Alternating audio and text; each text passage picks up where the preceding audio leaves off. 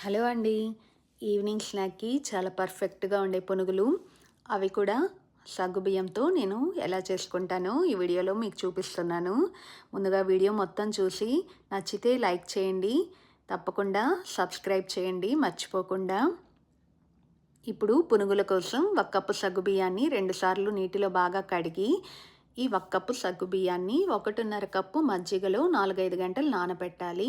4, 5 గంటల తర్వాత దీనిలో 1 టీ స్పూన్ జీలకర్ర, తరిగిన పచ్చిమిరపకాయ ముక్కలు, తరిగిన అల్లం ముక్కలు, తరిగిన కరివేపాకు, కొత్తిమీర, తరిగిన ఉల్లిపాయలు కూడా వేసి, ఇప్పుడు ఇది బైండింగ్ కోసం 2 లేదా 3 టేబుల్ స్పూన్ల బియ్యపు పిండి కూడా వేయాలి.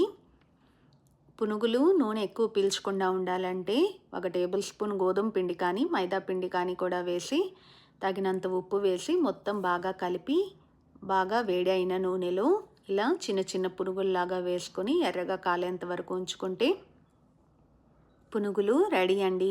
ఇవి బయట క్రిస్పీగా లోపల సాఫ్ట్గా చాలా బాగుంటాయి. చట్నీతో ఇంకా బాగుంటాయి. తప్పకుండా ట్రై చేయండి. బాయ్.